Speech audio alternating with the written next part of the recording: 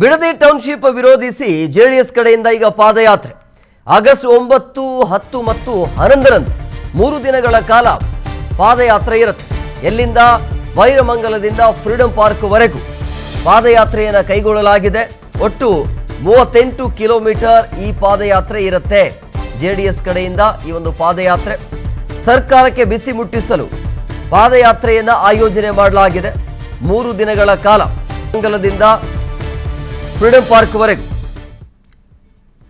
ಈಗ ಮ್ಯಾಪ್ ಕೂಡ ಅವರು ರೆಡಿ ಮಾಡಿಕೊಂಡಿದ್ದಾರೆ. 1 ದಿನ ಎಷ್ಟು ಕಿಲೋಮೀಟರು, 2 ದಿನ ಎಷ್ಟು ಕಿಲೋಮೀಟರು, 3ನೇ ದಿನಕ್ಕೆ ಎಷ್ಟು, ಎಲ್ಲಿ ಕಾರ್ಯಕ್ರಮ ಆಗಬೇಕು, ಎಲ್ಲಿ ವಾಸ್ತವ್ಯ ಹೂಡಬೇಕು, ಅದೆಲ್ಲವೂ ಕೂಡ ಈಗ ಬ್ಲೂ ಪ್ರಿಂಟ್ ರೆಡಿ ಆಗಿದೆ. ಒಟ್ಟು 38 ಕಿಲೋಮೀಟರ್ ಪಾದಯಾತ್ರೆ ಇದು ಜೆಡಿಎಸ್ ಕಡೆಯಿಂದ. ಯಾಕೆ ಅಂತ ಹೇಳಿದ್ರೆ ಈ ಯೋಜನೆ ಟೌನ್ಶಿಪ್ ಅನ್ನುವಂಥ ಯೋಜನೆಯನ್ನು ಕೈ ಬಿಡಬೇಕು, ಸರ್ಕಾರಕ್ಕೆ ಬಿಸಿ ಮುಟ್ಟಿಸಬೇಕು ಅನ್ನುವಂಥ ಲೆಕ್ಕಾಚಾರ ಇದೆ.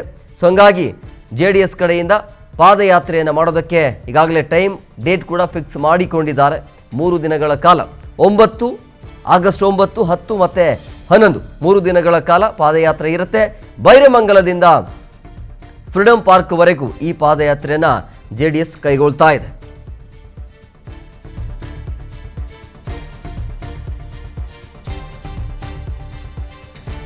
ಸೊ ಹಂಗಾಗಿ ರೈತರು ವಿರೋಧವನ್ನು ವ್ಯಕ್ತಪಡಿಸ್ತಾ ಇರುವಂಥ ಹಿನ್ನೆಲೆಯಲ್ಲಿ ಇದು ರಾಜಕೀಯ ಪಾದಯಾತ್ರೆ ಅಲ್ಲ, ರೈತರ ಪರವಾಗಿ ಮಾಡ್ತಾ ಇರುವಂಥ ಪಾದಯಾತ್ರೆ ಅಂತ ಜೆಡಿಎಸ್ ಹೇಳ್ತಾ ಇದೆ.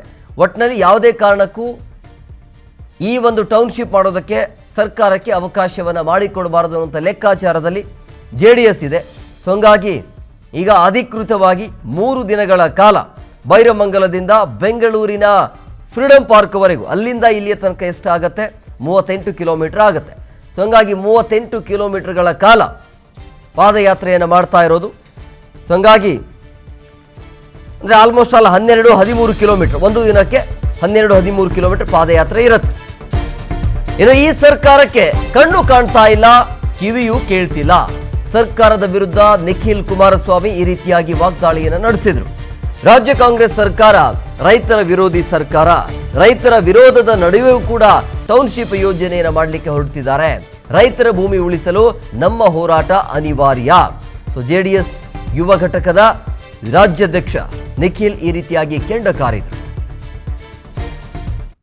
9, 10, 11 3 ದಿನಗಳ ಕಾಲ ಬೈರಮಂಗಲದಿಂದ ಫ್ರೀಡಂ ಪಾರ್ಕ್ವರೆಗೂ ರೈತರ ಜೊತೆಯಲ್ಲಿ ರೈತರು ಅನುಭವಿಸ್ತಾ ಇರ್ತಕ್ಕಂಥ ಸಮಸ್ಯೆಗಳೇನಿದೆ ಅದನ್ನು ಪಾದಯಾತ್ರೆ ಮೂಲಕ ಸರ್ಕಾರಕ್ಕೆ ಬಿಸಿ ಮುಟ್ಟಿಸ್ತಕ್ಕಂಥ ಒಂದು ಪ್ರಯತ್ನವನ್ನು ಈ ಹಿಂದೆಯೂ ಕೂಡ ಬೈರಮಂಗಲದಲ್ಲಿ ಪಾದಯಾತ್ರೆಯನ್ನು ಮಾಡಿದ್ವಿ. ಈಗ ಬೆಂಗಳೂರಿವರೆಗೂ ಕೂಡ ಪಾದಯಾತ್ರೆಯನ್ನು ಅದನ್ನು ವಿಸ್ತರಣೆಗೊಳಿಸಬೇಕು ಅಂತಕ್ಕಂಥ ನಿರ್ಧಾರವನ್ನು ಹಿಂದೆಯೂ ಕೂಡ ಮಾಡಿದ್ವಿ. 3 ದಿನಗಳ ಕಾಲ ಪಾದಯಾತ್ರೆ ಮಾಡ್ತಾ ಇದ್ದೀವಿ. ಹೆಚ್ಚು ಕಮ್ಮಿ ಫ್ರೀಡಂ ಪಾರ್ಕ್ವರೆಗೂ ಅಂದರೆ 38 ಕಿಲೋಮೀಟರ್ವರೆಗೂ ಪಾದಯಾತ್ರೆ. ಈಗ ಕಾನೂನಿನ ಅಡಿಯಲ್ಲಿ ನಾವು ಹೋರಾಟಕ್ಕೆ ಈಗಾಗಲೇ ಕೈಗೆ ಎತ್ಕೊಂಡಾಗಿದೆ. ಸೋಮವಾರದ ದಿನ ಫೈಲಿಂಗ್ ಆಗ್ತಾ ಇದೆ. ಕಾನೂನಿನ ಅಡಿಯಲ್ಲಿ ರೈತರ ಪರವಾಗಿ ನ್ಯಾಯಾಧೀಶರು ಯಾವ ಒಂದು ತೀರ್ಪನ್ನು ಕೊಡ್ತಾರೆ, ಯಾವ ಒಂದು ತೀರ್ಮಾನವನ್ನು ತೆಗೆದುಕೊಳ್ತಾರೆ, ನಾವೆಲ್ಲರೂ ಕಾದು ನೋಡೋಣ. ಹಿಯರಿಂಗು ಕೂಡ ಬಹುಶಃ ಅದೇ ವಾರ ನಾವು ಎದುರು ನೋಡ್ತಾ ಇದ್ದೇವೆ.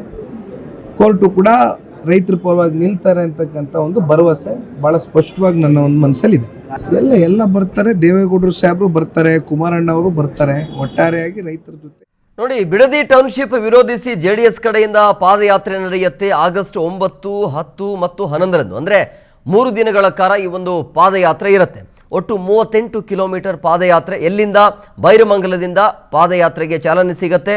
ಬಿಡದಿ ಮಾರ್ಗವಾಗಿ ಬೆಂಗಳೂರಿಗೆ ಪ್ರವೇಶ ಮಾಡ್ತಾರೆ. ಕೆಂಗೇರಿ ಮೂಲಕ ಬೆಂಗಳೂರು ನಗರ ಪ್ರವೇಶ ಆಗುತ್ತೆ.